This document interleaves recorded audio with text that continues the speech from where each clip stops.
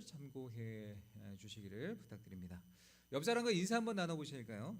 성도님은 하나님이 보시기에도 아까우신 분입니다. 네, 우리 성도님은 우리 하나님이 보시기에도 정말 정말 아까우신 분입니다. 그죠? 보고 싶어도 보고 싶다라는 그런 표현이 있잖아요. 하나님이 우리를 바라보실 때에 보고 있어도 너무 아까운 그런 존재로 우리가 하나님 앞에 그런 존재인 줄 믿습니다. 오늘 하나님이 기뻐하시는 영적 예배라는 제목으로 함께 은혜를 나눠보고자 합니다.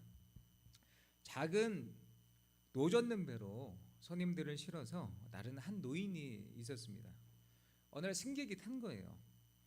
그런데 이 승객이 노인의 이 양쪽 노를 보는데 양쪽 노에는 한쪽 노에는 행함이라는 단어가 새겨져 있고 다른 한쪽 노에는 믿음이라는 단어가 새겨져 있습니다. 한쪽 뇌에는 행함, 한쪽 뇌에는 믿음이라는 글귀가 새겨져 있는 거예요. 너무도 신기해서 묻게 됩니다.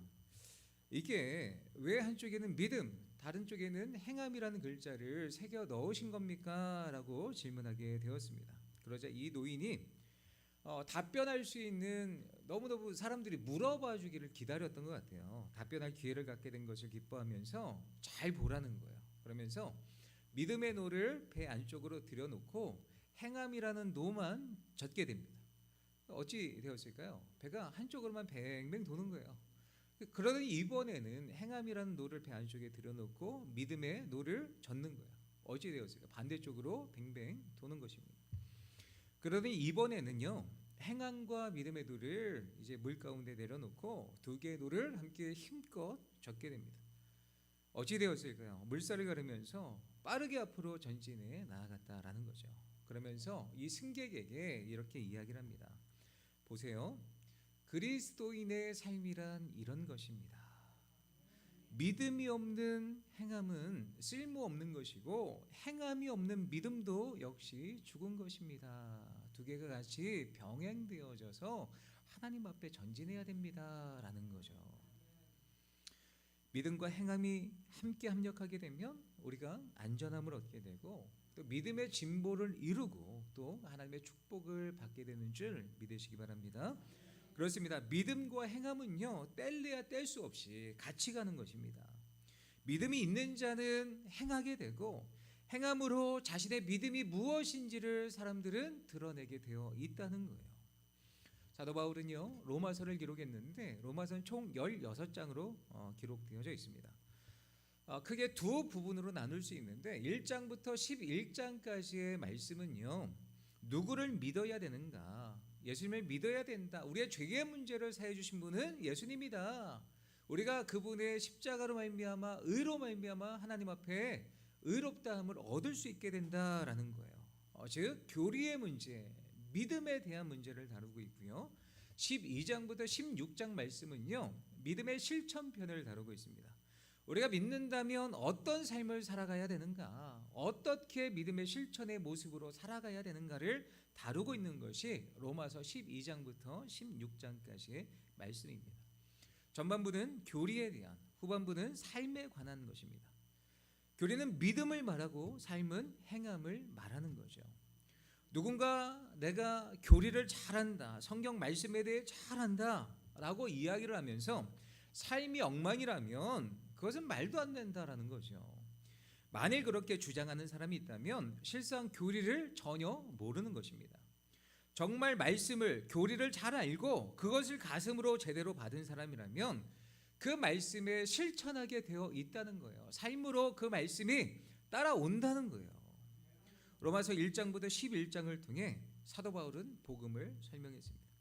그 복음의 내용은 간단하지만 매우 심오한 것이었어요. 우리가 모두 하나님을 떠나서 우리를 만드신 창조주 하나님을 섬기는 대신 우상을 섬기며 죄를 지은 그런 인생이었다라는 거예요. 삶의 수단인 물질을 오히려 숭배했고 쾌락을 쫓아 살았던 인생이라는 것입니다. 그 가운데는 물론 도덕을 쫓기도 하고 하나님을 쫓으려고 노력하는 사람도 있었습니다. 하지만 도덕을 쫓는 도덕론자나 하나님을 섬겨보려고 하는 종교주의자들도 그 마음속 깊은 것을 들여다보면 하나님과 상관없는 것들이 너무도 많았다라는 거예요. 오히려 그들은요, 자신의 잣대로 다른 사람을 비판하는 위선을 행하면서 잘못된 삶을 살았던 사람들이 너무나 많았다라는 거예요. 그래서 이 세상에 사는 사람은 도덕론자나 종교주의자들 할 것 없이 모두 하나님의 진노의 대상이었다라는 거예요. 모든 사람이 죄를 범하였음에 하나님의 영광에 이르지 못하더니라는 말씀이죠. 우리가 죄를 범하여서 하나님의 영광 가운데 이르지 못하는 죽을 수밖에 없는 존재였다는 것입니다. 그런데 희망이 없던 우리에게 하늘로부터 하나님의 은혜가 임하게 됩니다. 그것은 다름 아닌 저 하늘로부터 내려온 하나님의 의였습니다. 놀랍게도 하나님은 천국으로부터 우리에게 은혜의 강물을 부어주셨습니다. 우리의 노력과 공로와 상관없는 구원, 하늘로부터 내려온 구원, 오직 예수 그리스도를 믿음으로 선물을 받은 그 놀라운 구원을 우리 가운데 허락하셨습니다. 우리의 노력이 아닌 하나님의 은혜로 받은 그 구원에는 놀라운 특징이 있습니다. 그것은 매우 완전하고 완벽하다라는 거예요. 왜냐하면 그 구원이 땅에서 난 것이 아니라 하늘로부터 내려온 것이기 때문입니다. 나의 행위가 아닌 그분으로 말미암는 구원은 굉장히 안전합니다. 우리를 그리스도의 사랑에서 끊을 수 있는 것은 아무것도 없다 성경은 이야기를 합니다. 우리는 이제 완벽하게 하나님의 것이 되었고 천국의 백성이 되었습니다. 예수 그리스도를 믿는 믿음으로 완벽하게 우리가 의롭게 되어서 하나님의 백성이 되었다라는 거예요.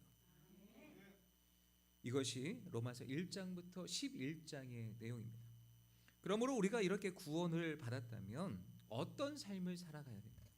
구원을 얻었으니 다 끝난 것입니까? 우리의 영혼이 구원을 받았으니 우리의 삶은 아무렇게나 살아도 상관이 없는 것입니까? 아니라는 거예요. 그럴 수 없다는 것입니다. 만일 누군가가 자신은 분명 그 놀라운 교리를 이해하고 하늘로부터 내려온 의도 받았지만 내 삶에 아무런 변화가 일어나지 않는다라고 한다면 진짜 그분은 교리를 모르는 것입니다. 귀로 들었을 뿐이지 진짜로 아는 게 아니라는 거예요.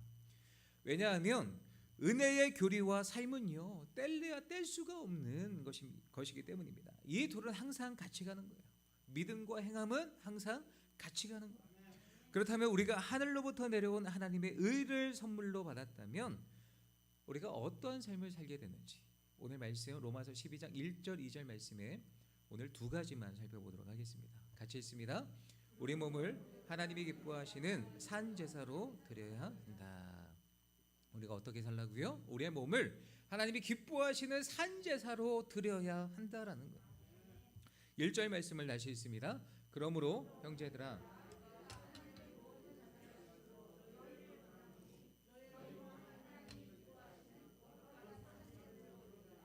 이는 너희가 드릴 영적 예배니라. 아멘. 11장과 12장부터 1장부터 11장, 12장부터 16장을 연결하는 단어가 그러므로라고 시작. 아까 교리의 삶이 이렇습니다. 실천의 삶이 이렇습니다. 라고 이야기를 하는데 그것을 연결하는 것이 그러므로입니다.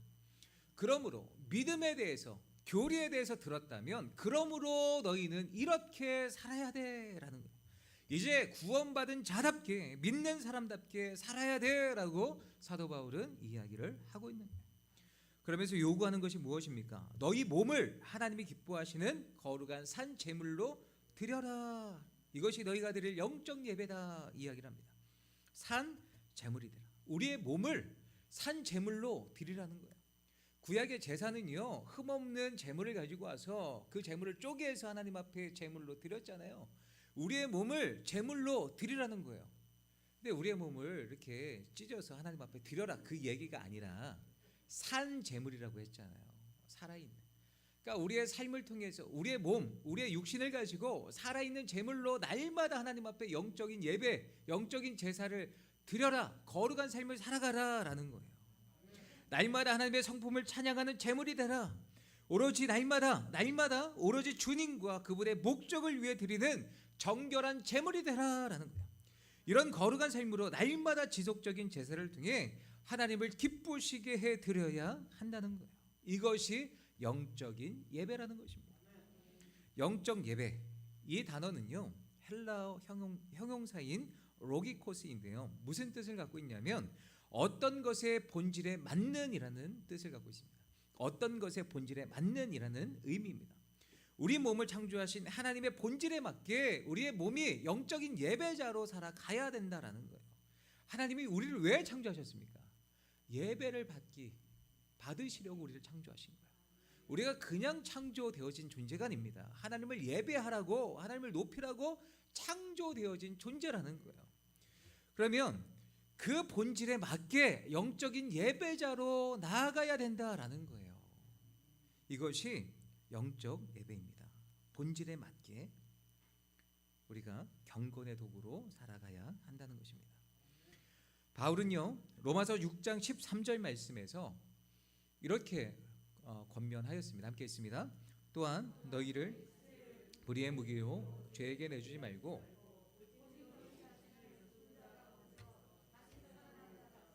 하나님께 드리며 너희 지체를 의의 무기로 하나님께 드리라. 아멘. 예수님을 주라 시인하는 자들은 우리의 몸을 불의의 병기로 죄에 드리지 않는다. 죄에 우리의 몸을 드리지 않는다라는 거예요. 우리의 몸을 무엇으로 드린다고요? 너희 지체를 의의 무기로 하나님께 드려라라는 거예요. 우리의 모든 육체를 하나님 앞에 드려라. 우리의 삶을 드려라라는 거예요. 우리의 몸을 의의 병기로 하나님께 드리면 어떤 일이 벌어질까요? 존 스토트 이 목회자는요, 로마서를 강의하면서 우리의 지체를 의의 병기로 드리게 된다면 아마 이렇게 될 것이라고 이야기를 합니다. 그러면 우리의 발은 하나님의 길에 행하고 우리의 입술은 진리를 말하며 복음을 전파하며 우리의 혀는 치유를 가져오고 우리의 손은 타락한 자들을 일으킬 것이며 또한 요리와 청소와 타이핑과 수선하는 일 같은 세속의 많은 일을 행할 것이다. 우리의 팔은 외롭고 사랑받지 못하는 자들을 감싸 안을 것이며 우리의 귀는 가난한 자들의 부르짖음을 들을 것이며 우리의 눈은 겸손하고 끈기 있게 하나님을 바라볼 것이다 이야기를 했습니다. 우리의 몸을, 우리의 모든 삶, 우리의 모든 시간을 하나님 앞에 드리면 우리의 삶의 예배로 주님 앞에 드리며 나아가면 놀라운 일이 우리 가운데 벌어진다는 거예요. 그렇습니다. 우리의 시간과 우리의 모든 삶의 터전 가운데 우리의 육체를 가지고 삶의 예배자가 되어서 내 시간과 내 육체를 가지고 어떻게 하면 하나님 앞에 하나님을 기쁘시게 해드릴까라는 이 고민으로 주님 앞에 나아가시기를 부탁드립니다. 전 세계의 크리스천들에게 큰 감동을 준 KT 데이비스라는 여성이 있습니다. 이분이 쓴 책 가운데 엄마라고 불러도 돼요라는 책이 있는데요. 나중에 기회가 되시면 꼭 한번 읽어보시면 좋을 것 같습니다. KT 데이비스가요 18살 되던 해에 단기 선교로 우간다에 3주간 단기 선교 여행을 가게 됩니다. 우간다에서 버려진 아이를 돌보는 고아원에서 14명의 아이를 돕는 자원봉사 일을 하게 됩니다. 아이들이 버려졌으니까 얼마나 그 사랑에 결핍이 있겠습니까? 부모가 일찍 죽었으니 얼마나 그 사랑이 결핍하겠습니까? 사랑을 그리워하는 이 14명의 아이들과 정말 친하게 지내면서 이 데이비스의 인생 가운데 운명이 바뀌어질 일이 벌어지게 됩니다. 어느 날 스쿠비아라는 한 5살 된 꼬마가 찾아와서 이야기를 하는 거예요. 엄마라고 불러도 돼요? 18살 어떻게 보면 이제 고3 아이한테 엄마라고 불러도 돼요? 라고 이제 묻는 거예요. 근데 그 순간 이 데이비스는요 마음이 무너지게 됩니다. 이 스쿠비아의 이 5살 된 아이의 음성이 예수님의 음성으로 들리게 됩니다. 거기에 순종하여서 그래 내가 너희의 엄마가 되어줄게 약속을 하게 됩니다. 그리고 단기 선교 3주간의 기간을 다 보내고 고국으로 돌아가게 됩니다. 그리고 대학에 입학을 했지만 그 아이들이 밟히는 거예요. 이 우간다의 그 고아원에 그 아이들이 눈에 밟히는 거예요. 그래서 대학을 중퇴하고 좋은 환경을 다 뒤로하고 다시 우간다로 떠나게 됩니다. 고국에서 한창 멋을 내고 대학을 다녀야 될 그가 척박한 땅, 흑암의 땅 우간다에서 많게는 400명의 아이들을 섬기는 엄마로 봉사의 삶을 살게 되었다라는 거예요. 현재는 그들을 돕는 NGO 단체를 설립하여서 대표로 이 일들을 감당하고 있는데요.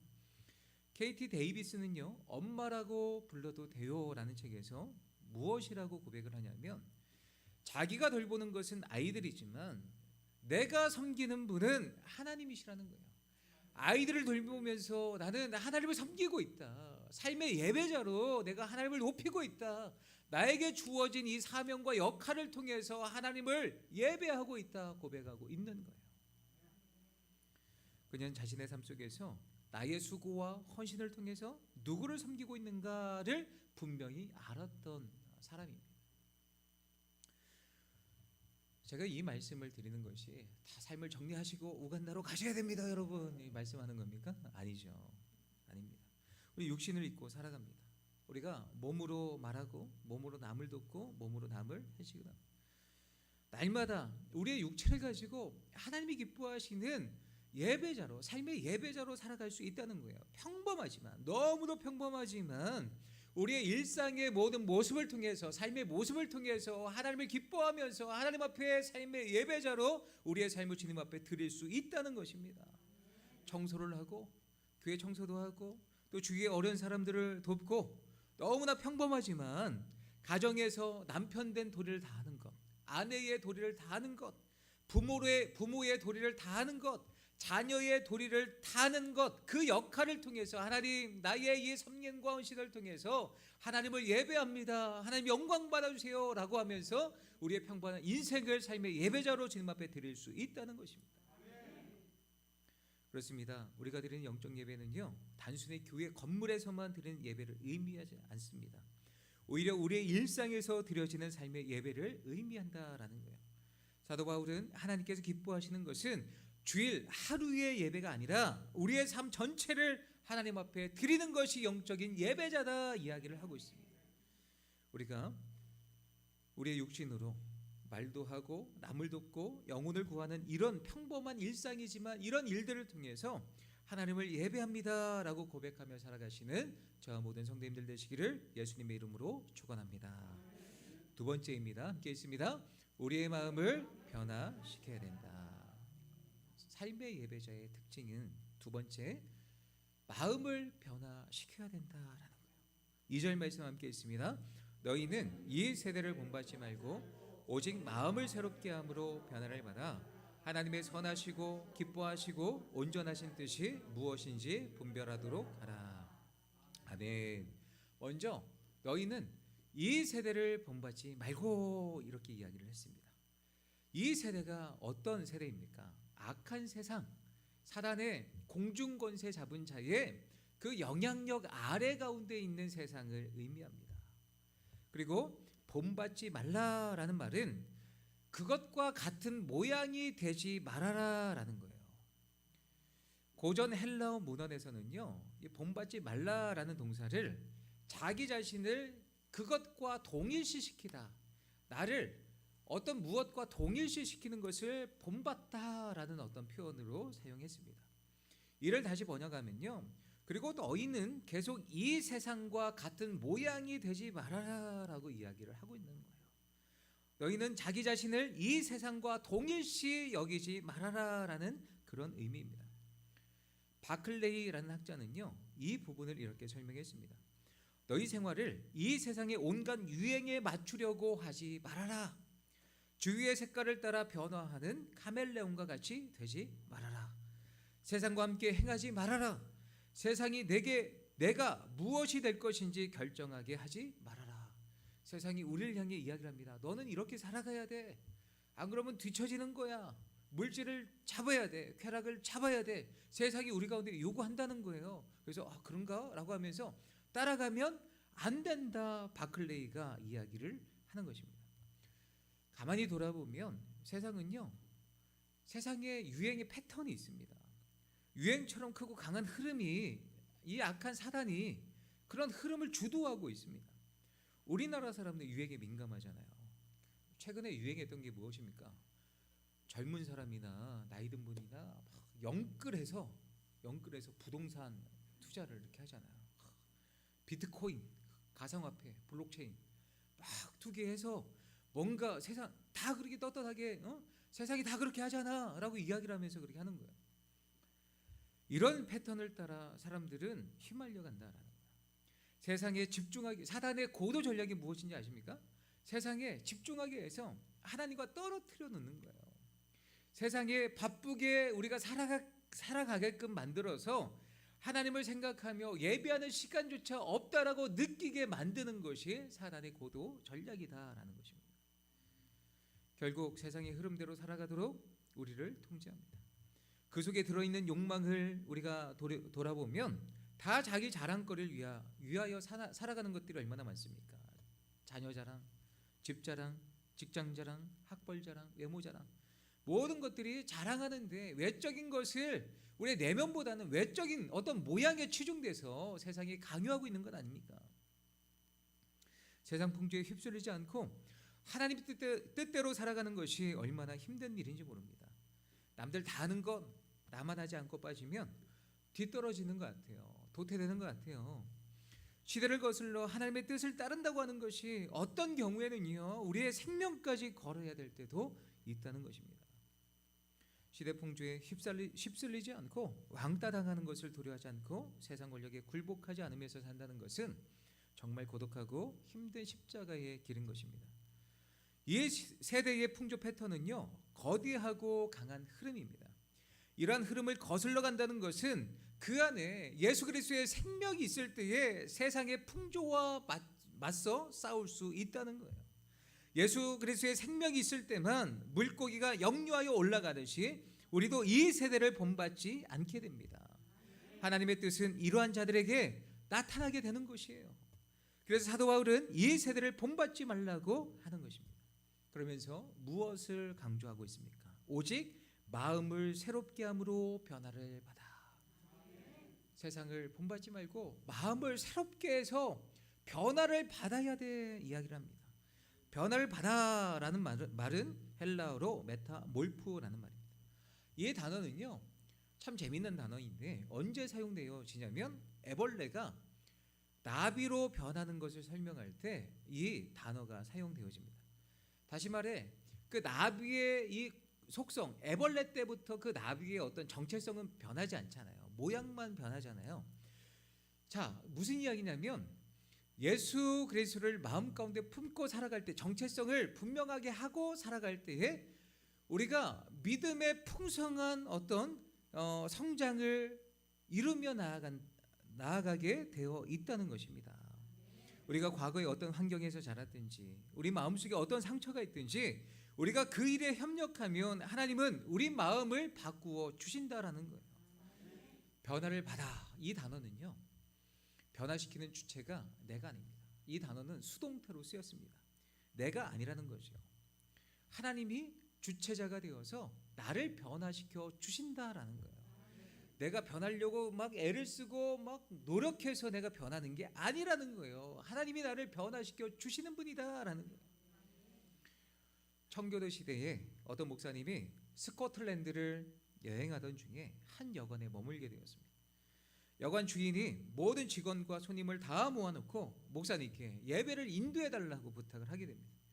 목사님은 예배를 인도하고 그 여관 주방에서 일하는 한 자매를 불러다가 그 자매에게 예수 그리스도의 복음의 진리를 가르쳐 주게 됩니다. 그러면서 오늘부터 이렇게 기도를 하십시오라고 알려주는데, 오늘부터 매일 주님 제 자신을 보여주세요라고 기도를 하세요라고 알려준 거예요. 그래서 이 소녀가 제가 그렇게 기도하겠습니다라고 대답을 하게 됩니다. 며칠 후에 이 목사님이 또다시 그 여관에 묵게 되었는데 그 주인이 목사님을 찾아와서 이야기를 하는 거예요. 목사님, 그 소녀에게 복음을 증거했잖아요. 그런데 그 소녀에게 나쁜 버릇이 하나 생겼습니다 라면서 불평을 하는 것입니다. 밤낮 없이 울기만 한다라는 거예요. 그래서 이 목사님이 소녀를 다시 만나게 됩니다. 오늘 기도를 한 가지 더 알려드릴게요. 오늘부터는 매일 이렇게 기도하세요. 주님, 저에게 당신을 보여주세요 라고 기도를 하세요. 전에는요, 나를 보여주세요 라고 기도를 했다면 주님을 보여주세요 라고 기도를 바꿔서 기도하라, 그렇게 부탁을 했던 것입니다. 소녀는 그렇게 하겠다고 약속을 하였습니다. 그리고 몇 년의 시간이 흐르게 됩니다. 목사님은요 어느 곳에서 설교를 마치자 한 여인이 찾아와서 이야기를 하는 거예요. 목사님 저 기억하십니까? 누구시죠? 예, 고개를 갸웃거리니까 몇 년 전에 제가 그 여관에서 목사님이 저에게 복음을 증거했던 그 소녀입니다.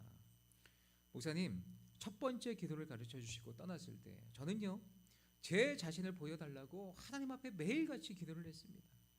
그랬더니 하나님은 제가 그렇게 기도하며 나아갔을 때에 제 추악함을 보여주셨고 저는 제 죄가 너무도 압도적이어서 슬픔과 두려움에 빠져 잘 때도 일할 때도 그 죄를 생각할 수밖에 없어서 눈물을 흘릴 수밖에 없었습니다.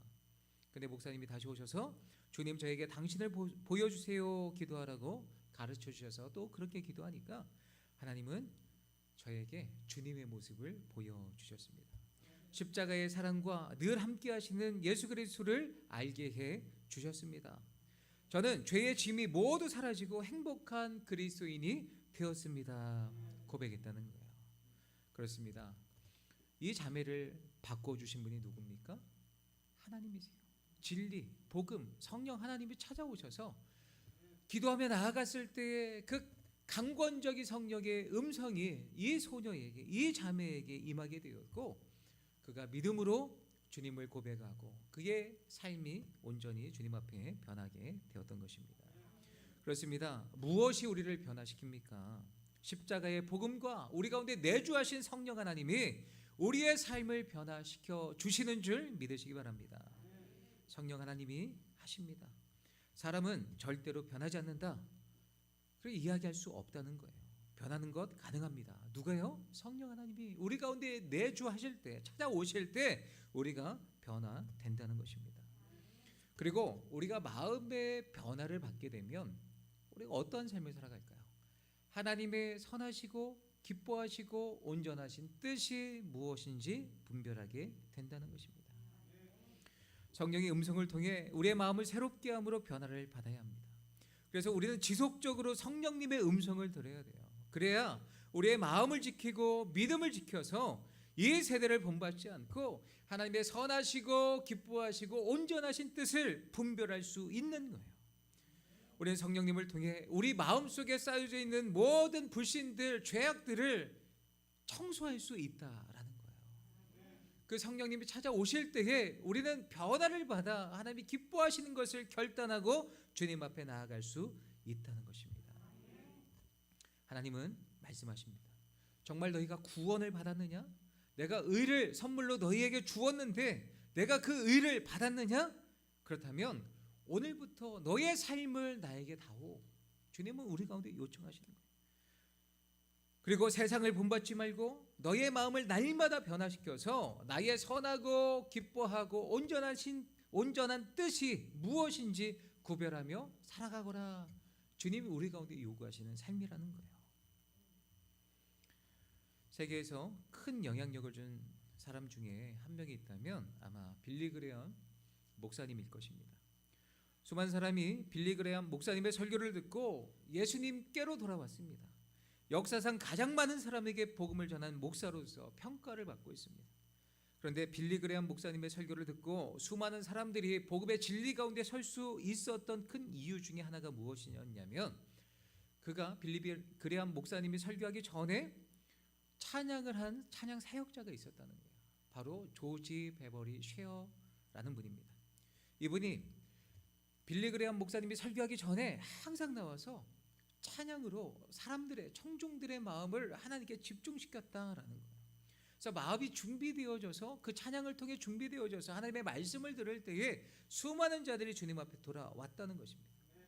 조지 베버리 쉐어 이분은 어떤 분이냐면 전 세계를 다니며 지금까지 20억 명 앞에서 찬양을 한 사람입니다. 그는 젊은 시절에 작은 교회에서 찬양을 인도하며 섬겼던 사람입니다. 어느 날 우연찮게 그가 라디오 방송의 한 프로그램에 나가게 됩니다. 심사위원들의 그 만장일치로 그 프로그램에서 우승을 하게 됩니다. 그날 그 방송국은요 이 조지 베버리 쉐어 이분을요 전속 가수로 초청하게 됩니다. 그런데 이분이 정말 앞으로 부와 명예가 이제 보장되어져 있는 그 길이 고민이 되는 거예요. 20대 초반이었던 그가 고민에 빠지게 됩니다. 그 길로 가면 출세하고 명예와 돈도 얻을 수 있었습니다. 하지만 아무리 생각을 해도 교회에서 하나님을 찬양하고 계속적으로 주님의 길을 가는 것은 어려울 것 같다는 생각을 했던 거예요. 그래서 그는 고민하고 기도하게 됩니다. 그래서 그의 고민을 알아챈 그의 어머니가요, 자신이 늘 외우던 시 한 편을 아들이 늘 치는 그 피아노 앞에 슬쩍 그 시 한 편을 올려놓게 됩니다. 그리고 고민을 하다가 그 피아노 앞에서 답답한 마음으로 피아노를 치다가 우연찮게도 그 시를 보게 됩니다. 그 시는요, 나는 차라리 예수님을 소유하겠네라는 놀라운 시였습니다. 그 시를 읽은 조지 베버리 쉐어의 뺨에는요, 어느새 눈물이 줄줄 흐르게 됩니다. 그리고 그는 그 자리에서 결단하게 됩니다. 저는 주님을 위해 세상 명예를 다 버리겠습니다 라고 결단하게 됩니다. 20대 초반에 이런 결정을 내리기란 쉬운 일이 아니었습니다. 돈과 명예를 거머쥘 수 있는 기회가 주어졌지만 그는 포기했던 거예요. 그리고 그 시에 영감을 받아 그 자리에서 작곡을 하게 됩니다. 그 찬양이 바로 찬송가 94장 찬양입니다. 주 예수보다 더 귀한 것은 없네. 부와 명예 중요치 않습니다. 예수님보다 귀한 것이 없습니다 라는 이 주옥과도 같은 곡을 작곡하게 되었던 것입니다. 이 찬양은 한 인생을 바꾼 귀한 찬양입니다. 그는 후에 그래미상을 수상했고 수많은 앨범을 내게 됩니다. 사실 하나님은 그가 방송국에 간 것보다 더 많은 것을 그에게 주셨습니다.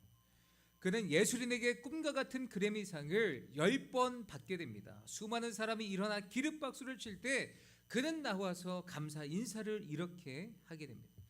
이렇게 일어나서 박수까지 쳐주셔서 감사합니다.